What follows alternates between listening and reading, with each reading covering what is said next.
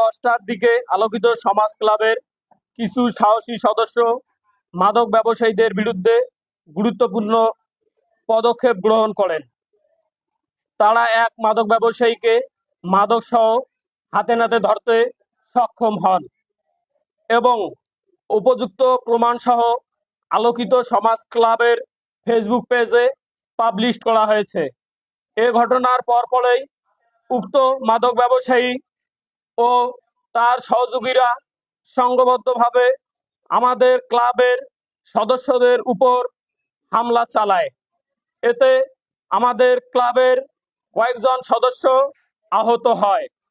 আমরা এই সন্ত্রাসী হামলার তীব্র নিন্দা ও প্রতিবাদ জানাই।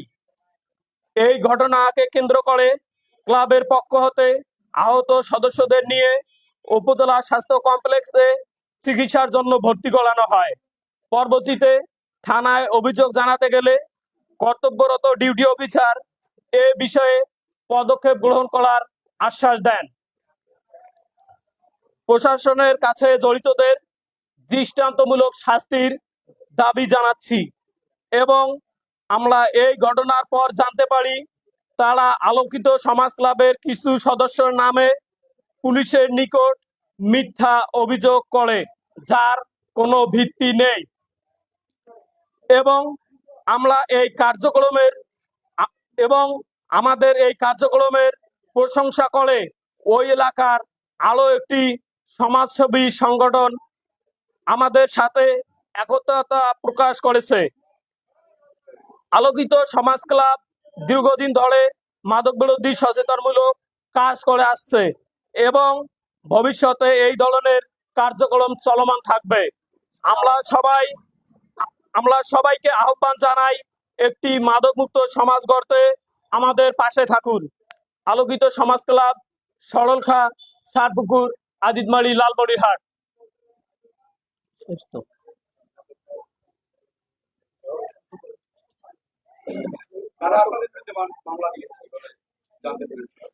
আমরা জানতে পেরেছি আমাদের বিরুদ্ধে যে মাদক ব্যবসায়ী আছে এবং যাকে মাদক সহ ধরা হয়েছে সে আমাদের বিরুদ্ধে মামলা করেছে, আমরা জানতে পেরেছি।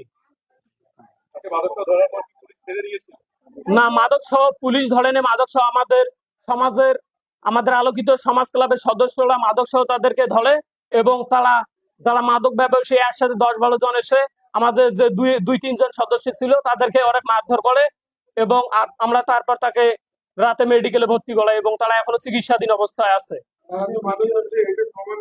হ্যাঁ, আমাদের আছে, প্রমাণ আছে এবং ভিডিও আছে যে তাদের সাথে গাঁজা সহ প্রমাণ আছে এবং তাদের বিরুদ্ধে একাধিক মামলা আদিতমারি থানায় আছে যে তারা মাদক ব্যবসায়ী এবং তারা চিহ্নিত মাদক ব্যবসায়ী।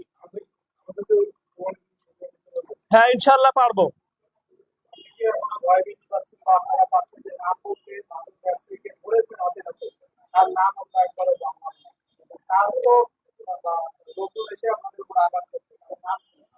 এখানে মাদক ব্যবসায়ী, অন্যতম মাদক ব্যবসায়ী যিনি দীর্ঘদিন ধরে গাঁজার ব্যবসা করছে, আমরা জানতে পেরেছি তার নাম জিয়ালুল এবং তার এলাকার কিছু সহযোগী ব্যবসায়ী তাকে সহযোগিতা করতেছে এবং তিনি তার সহযোগী দলবল নিয়ে আমাদেরকে হুমকি ধামকি দিচ্ছে যে তারা মাদক ব্যবসা কোনোভাবেই বন্ধ করতে পারবে না।